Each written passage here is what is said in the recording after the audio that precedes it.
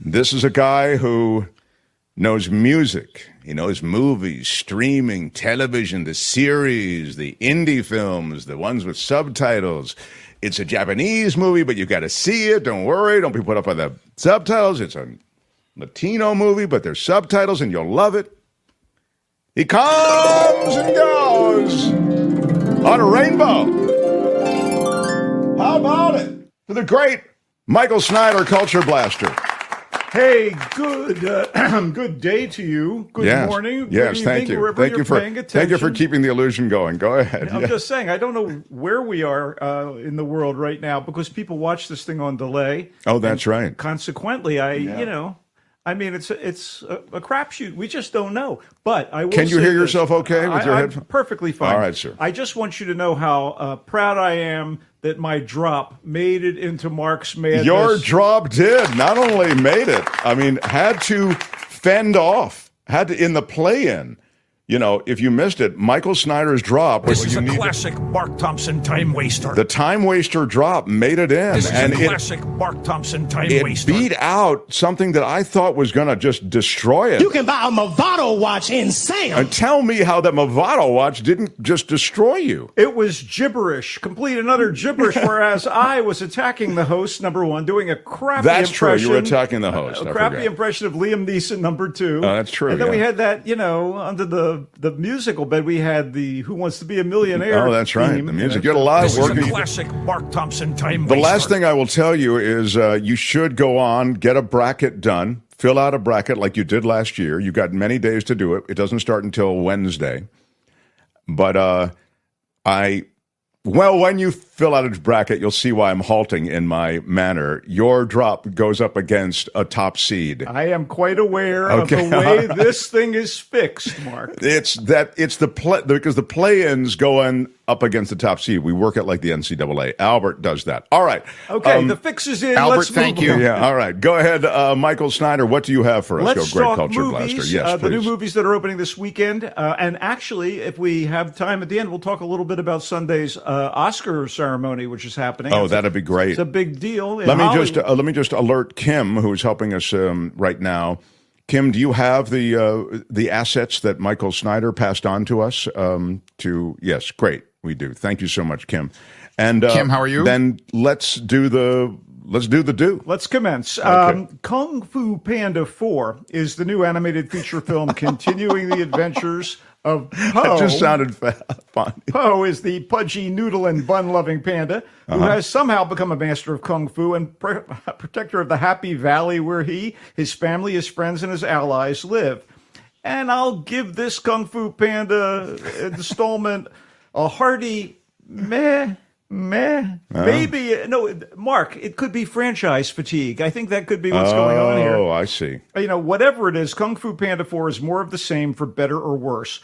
By the way, the first movie in the series, 2008's Kung Fu Panda, remains the best of this quartet and is one of the high watermarks in non-Pixar computer animated movies. Oh, so you really did love the... When it comes to design and kinetics, even on the fourth go-round, this new movie, the mystical Asian setting continues to dazzle and the character designs remain charming, although the action now feels more frenetic than kinetic. Anyway, let's be frank. This is an attempt to reinforce a franchise and brand that has been to the big screen well 3 times before and has spun off, get ready, 3 TV series: Kung Fu Panda, Legends of Awesomeness, The Paws of Destiny, and The Dragon Knight. They did, to their credit, bring back significant actors who originated crucial characters in the franchise, led by Jack Black as Po, the Kung Fu Panda himself, complete with his signature skadoosh, as well as the veterans who portrayed the mentors of this jovial, portly, but nimble fellow. Dustin Hoffman as Shifu, the wise teacher. James Hong, one of my favorites, and it was an honor to meet the man at a Tom Kenny show, I'll tell you that. James Hong is Mr. Ping the Goose, who adopted Po, and Bryan Cranston plays Lee, Poe's biological father. You've got real stars. Right, and they have added the seemingly everywhere Aquafina as a kind of frenemy fox, and Viola Davis, Oscar Wow. bait herself. This is crazy. She's the chameleon, a shape-shifting big bad who wants to control more than the one town that she has under her heel. How can this not be a great movie? The chameleon has Poe's Happy Valley in her sights, and a face-off with the big galoot and his pals is inevitable. Of course. Are his it's pals as inevitable. good at the kung fu as the big galoot? No, not really. They have other skills. And actually, there's a group of fighters of various animal types, voiced by the likes of Angelina Jolie, among others. Wow. They are not in this movie. I see. It gets a little pricey there to bring in Well, the at big some names. point, yeah, you run out of, there's a roster cap. Dude, it's not fun. Okay. No, I'm lying. It is fun. You know what? It's not bad, but Kung Fu Panda 4 felt an awful like Kung Fu pandering, if you know what I mean. Oh, my God, everybody. So Okay. skadoosh. Don't applaud at that. It's in theaters. Anyway, let's move on. All right. The next movie I have for your delectation Yes, sir. is actually quite good. Delectation. Loving film noir and crime dramas in general, I was very taken with Love Lies Bleeding, a gritty, admittedly violent, sometimes darkly funny thriller set in 1989 with all that entails. And it stars Kristen Stewart as Lou, a brooding young woman working as the manager of a grimy gymnasium in a bleak New Mexico town. Her father was the stage manager on my show, Guinness. I know that you hang with the big boys. And John girls. Stewart. Yeah, I Kristen know. Stewart. Okay. She's a wonderful actor. She's a terrific actor. Yeah. Okay, so Love Lies Bleeding. Got it. yeah, Lou's life is already screwed up by the actions of her criminal father, Lou Sr., who is a local kingpin played by, get ready, Ed Harris. So again, we're talking quality cast. Whose father was the stage manager on one of my other shows. Thank you, everybody. Get serious. Anyway, her life becomes even more complicated when she falls for Jackie, a sketchy but hot female bodybuilder. So Jackie, played by Katie M. O'Brien, who you may know from The Mandalorian if you watched it, she's just passing through this New Mexico town on her way to Vegas to compete in one of those steroid-infused competitions to choose the most buff bodies on the planet. Wow. But I like it already. Her plans are upended by her attraction to Lou. Oh. Complicating matters, as often happens in this sort of movie. Lou's brother-in-law, JJ, played by Dave Franco, works for Lou Sr. and regularly and viciously abuses Lou's sister, Beth, played by Jenna Malone. So something's got to give, and something does in raging, effective, and occasionally surreal fashion. Wow. Stewart and the rest of the cast are all terrific. And O'Brien, Surreal fashion. What do you mean by that? there are moments that made me think of magical realism. All right. Where suddenly things would go cock-a-hoop, as people say in Scotland. And then back to reality. All right, I'll ding cock-a-hoop. Yeah, I don't know. Never. Okay. Go ahead, yes. So O'Brien seriously bulked up for the role. I mean, I saw her. She's obviously, cut. But to see her as a full-on bodybuilder, that we've seen the photos, and they're borderline grotesque, but she is terrific in this thing. Love Lies Bleeding, which is also the title of a fantastic Elton John song, as you may or may not know, is the work of English director and co-screenwriter Rose Glass, who made the powerful psychological drama Saint Maud, which is an excellent film that deserves to be seen. With Love Lies Bleeding, Glass has delivered something bold and fresh in the crime genre, resulting in a movie that I consider one of the year's best so far.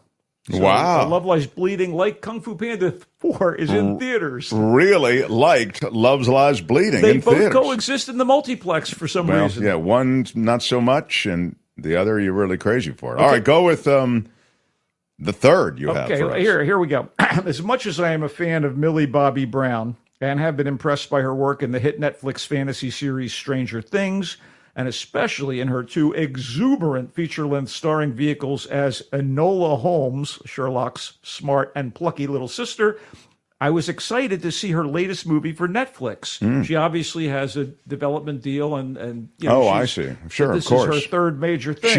She of Stranger Things, Yes, right? she plays 11 on Stranger Things. That was what introduced her to audiences worldwide. That's how she got the Netflix deal. I think so. She was such a big hit with that, huh? Yeah, and Enola Holmes and the sequel were both really, really good. And she's delightful in both movies. Yeah, Enola Holmes is really terrific. I remember you recommending that before. Go ahead. So her latest movie for Netflix is Damsel. And disappointed by what I saw, I must continue to review it nonetheless, despite the usual game performance by Brown, who illuminates everything she does. I just was left a little cold. Too bad she chose to shine on something that, despite a quest narrative, sword play, a devious royal plot in a fairy tale kingdom, lots of action, and spoiler alert, an angry dragon. This somehow comes off as overly familiar and played out. And I guess it makes sense after so many Lord of the Rings films and TV projects, the recent witty and exciting Dungeons and Dragons movie, and so on. So I'm not saying Damsel is Dumsel. Obviously, these people, had a plan in mind. It's just one of those now typical attempts to ape the success of a certain type of movie, and it falls short of its predecessors. I see. So Brown is Elodie, whose aristocratic family has fallen on hard times. So her father, played by Ray Winstone, agrees to allow an arranged marriage between Elodie and this feckless prince of a wealthy kingdom overseen by a conniving queen played by Robin Wright. Oh, wow. Feckless is it? Yeah, well, Elodie's stepmother, played by Angela Bassett. I mean, these people have got to eat, great. Right? So Elodie's stepmother is suspicious, while Elodie's little sister is kind of thrilled at the promise of the two families joining in the prospect of living the good life, right? So, of course, there's a hitch that involves a curse and the aforementioned dragon. And in short order, Elodie must find her inner action hero and save the day. So despite decent effects, name actors Winstone, Wright, and Bassett, and Brown's immense verve, Damsel needed saving, mostly from its trite script. Damsel is available on Netflix if you want to give it a shot, because, I love Millie Bobby Brown. Yeah, well, there you go. What else do you have for us, great culture blaster? I got a quickie, my friend, a quickie that we can dismiss fairly swiftly. Imaginary answers the question, what if the demonically possessed doll Chucky of the popular horror movies and TV shows was a stuffed teddy bear? That's the question. No, there's another question. What if Ted, the lovable but foul-mouthed teddy bear that magically came alive and has cavorted through 2 Seth MacFarlane comedies and a TV show, was evil? That's a little closer approximation, okay? So in Imaginary, a family moves back to the mother's childhood home where the cute little stepdaughter discovers a stuffed teddy bear named Chauncey. Boy, the red flags are already flying with that name, Chauncey. Anyway, Chauncey is, alas, possessed by something malignant. When you see Chauncey, when you hear the name, when you see it, you know that there is a... Trouble is afoot. Okay, all right. So... this thing is possessed, as I said, by something malignant. Yeah, it's lame horror by numbers stuff, and not funny. I mean, Ted is funny, and it's not a horror movie, and Chucky is funny, and is funny a horror property, right? That's right. And this is not particularly scary. There is no need for me to say any more. All I'm going to add is that when Imaginary was over, I had wished I wasted my time in something that was better. I kind of hope that the movie had actually been Imaginary. Like, I didn't really experience it. Please tell me I didn't. No. Oh, yeah. Apparently, anyway, 3 no's from Michael. Imaginary's in theaters. Caveat emptor. How about TV shows? Anything for that great culture blaster? Okay, I do have a few that I'll recommend quickly. The Regime on HBO Max just started. I've only seen episode 1 of 6, and it's a political satire from one of the creatives behind Succession. So there's intellect behind this. Plus, Kate Winslet, the magnificent Kate Winslet, plays a female Putin type, or a wannabe Putin, paranoid and germophobic, the chancellor of a middle European aristocracy. And she's dedicated to retaining power and making her cobalt-rich country a serious player on the world stage. And it's kind of bizarre, and it's kind of strange, and it has a very odd rhythm, and I'm going to watch more of it. Matthias Schoenaerts plays a soldier who's brought in to make sure the air in every room she goes into is, the proper amount of humidity, or it's crazy. And Andrea Riseborough, who looks plain and dowdy and can look gorgeous at times, plays like the aide to our chancellor. I am intrigued. I didn't laugh a lot. I know it's a satire. I didn't laugh a lot, but I was intrigued. And I'm sorry, who's the lead? A woman named Kate Winslet. Have you heard of her at all? No, because I yes. In fact, how dare you mock me, first of all. And secondly, I saw the trailer, and it looks really good. She's brilliant, I think. I mean, what she did she did Mayor of Easttown. Mayor of Easttown was absolutely brilliant. She had the Philly accent down. She had everything down. She's amazing. And she's every time she's on the screen, you're invested in it. But it's a strange thing so far. And again, only one episode has dropped, but I'm intrigued. Okay. All right. This is a franchise that's been around for a very long time, but they keep putting out these sequel miniseries, and this is a good one, The Walking Dead, The Ones Who Live, on AMC and AMC Plus. It's about a world overrun by zombies. We know what The Walking Dead is. Sure. Two of the leads were separated, I guess, a season or two before the show reached its conclusion. Andrew Lincoln as Rick and Danae Guerra as Michonne, star-crossed lovers, and this is about their quest to be reunited somehow across this zombie overrun America of the near future. And so far, it's been pretty damn good. And I do love Andrew Lincoln and Danae Guerra. So maybe it gives it a jump on things. So, and just the way that you kill a zombie, because you got to kill them, right? Otherwise, they kill you. Destroy the brain. You got to hit them at the brain. Yeah, hit them in the brain, slice half their head off so you get the brain severed. Yeah, that's basically that's the only thing you need to know in Walking Dead Zombieland. Right, okay. Speaking of couples, yes, sir. Mr. and Mrs. Smith, our friend. You mentioned this. You said it's good. Remember, Phineas is watch Mr. and Mrs. Smith. Watch. I started watching it. Yeah. It's on Amazon. It was Phineas in our chat who said you got to watch it. Right. Been compelling me to do it, and finally, yes, Phineas. So Mr. and Mrs. Smith is on Amazon, and it's inspired by the Brad Pitt, Angelina Jolie rom-com thriller. Only this time, the title characters are not a married couple wherein neither knows the other is a spy, and as they learn, things go crazy. Instead, Donald Glover of Atlanta fame and Maya Erskine, who was so good in Plus One, are tasked by a secret espionage organization to portray a husband and wife while they go on various risky missions. Will danger and romance and sly wit ensue? Certainly. That's it. I've enjoyed it a lot. It was a cover, but then it turns into real romance, maybe. I think they may be rolling in that direction. All right. Finally, I've been sitting on this for a couple of weeks, and I know some people love World War II drama, people love history, docudrama, and such. Masters of the Air on Apple TV. Stars Austin Butler, a.k.a. Elvis, and also a.k.a. one of the stars of Dune 2. And he is in this Steven Spielberg, Tom Hanks production about the greatest generation. World War II is at its height, and this is a tribute to the people that did the fighting, and it dramatizes the lives of the enlisted men of the 8th Air Force Division of the U.S. Army Air Forces based in England and flying perilous missions over Europe and Scandinavia. It's called Masters of the Air? Yeah, it's missions that through advances in CGI tech appear more realistic and are more vivid than ever. It might be a little old hat on the dramatic side, but this is still a good watch for those interested in the history and the milieu.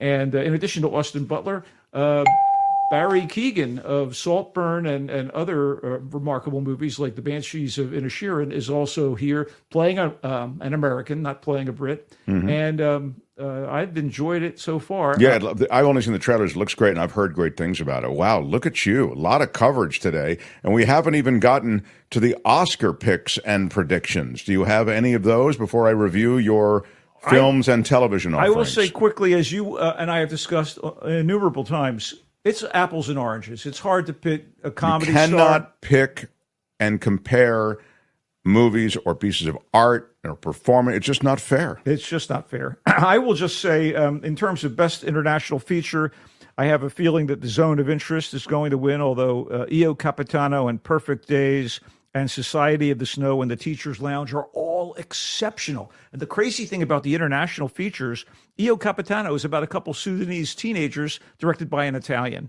and it's an Italian submission. It gets crazier. Perfect Days, set in Tokyo, about a Tokyo toilet cleaner, directed by Wim Wenders of Germany, and it is in fact a Japanese submission.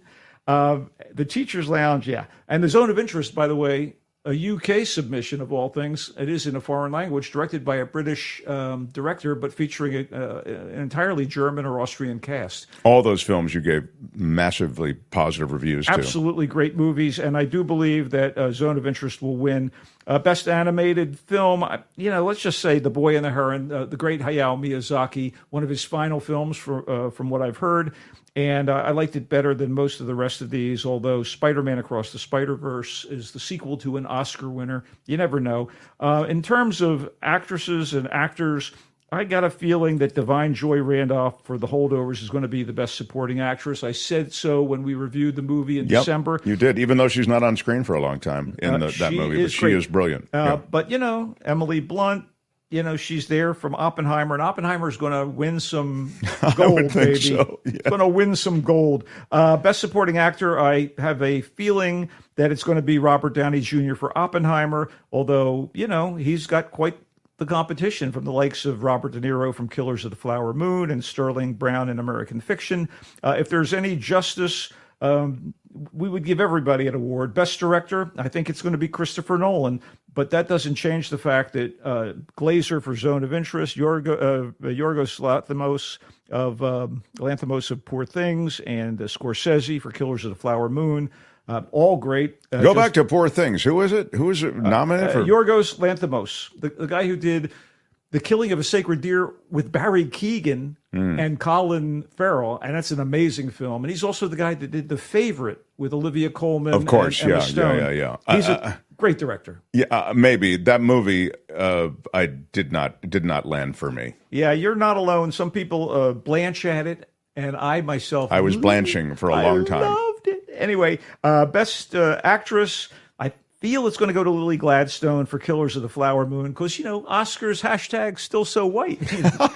So they're going to do something to redress the balance. They've got to check that box. But Emma Stone and Annette Bening in Nyad was superb. Emma Stone in Poor Things, she's also a contender. And maybe the best performance of all was Sandra Hüller from Anatomy of a Fall. Absolutely brilliant. Must see that movie. I recommend it, particularly to my community of people who comes here to this show.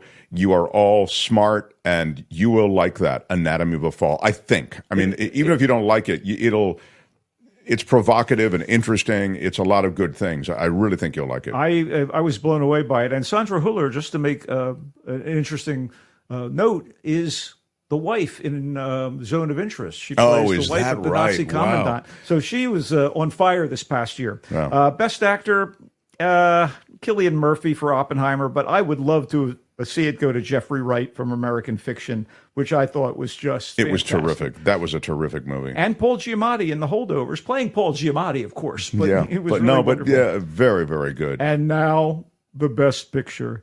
If there was any justice, every movie would get the award. But I do believe Oppenheimer is going to win this one.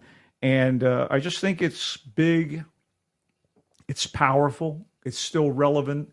It's done in an expert fashion, and technically speaking, it's superb. So movies that won't see Oscar daylight, Maestro, you don't think is going to see Oscar? I don't think so. And yet, Carey Mulligan for Best Actress, she's the best thing about the movie. Yeah. I thought. And you had Spielberg involved with it. I don't think Barbie's going to win any. Maybe Best Song. Barbie might win one of the songs. Wow. I hope American Fiction gets some love, but it would be great. Well, let me just quickly review with you some of the picks for the viewing that you might do streaming. Austin Butler and Crowd and Masters of the Air, that's on Apple TV, and Michael really likes it. Mr. and Mrs. Smith on Amazon, originally recommended by Phineas in our chat. Michael's now on it and really likes that. Yep. Donald Glover and Maya Erskine. The Walking Dead, The Ones Who Live, star-crossed lovers, their quest to be reunited. Michael liked that. Well, I'm a longtime fan. I'm not going to call The Walking Dead a guilty pleasure, but hey, guilty. The Regime, which is a political satire offering from one of the creative minds behind Succession. Kate Winslet is in it. And Michael has just begun it. That is to say, it's only, I think, one episode in. Is that what you said? One episode in. But you really like that, too. So that's on television. That's all streamable. Now to the features. Imaginary, the stuffed teddy bear that's, one part Chucky and one part Ted. It is Chucky meets Ted. It's a stuffed animal that's got really, really bad intentions. Michael says it's missable. When it was over, I went, get stuffed. Damsel. Chauncey? Damsel is the Millie Bobby Brown project. Quest narrative, sword play, but you can't blame her for taking it, is kind of what I got from you. Hey, business is business. Yeah, but it's played out, and it just didn't land for you, even though there are other great performances in that film. Hey, Robin Wright, what are you doing in this movie? Exactly. I'm cashing a paycheck, darling. Love Lies Bleeding. Wow. Kristen Stewart, who I adore. Ed Harris, who I adore. Dave Franco, who I'll probably adore. And Jenna Malone, who I'll adore. He really likes it. And Katie O'Brien doing a De Niro, fully buffed as a female bodybuilder. That is not easy. Love Lies Bleeding in theaters. And he started with Kung Fu Panda 4. That has an insane cast, but it also just doesn't quite make it. More of the same, buddy. More of the same. It's a meh. Wow. Culture Blaster. You really hit the ball. You'll be with us on Thursday for our meetup. I am planning to come, and it is, of course, St. Patrick's Day, so... Oh, you'll be a little inebriated, do you think? No, I'll be wearing a Jameson's whiskey shirt. Will you appear on camera as opposed to like now when you have to? Okay, you will. All right. Yeah, he comes and goes on a rainbow. Bye-bye, Culture Blaster. Go Dubs!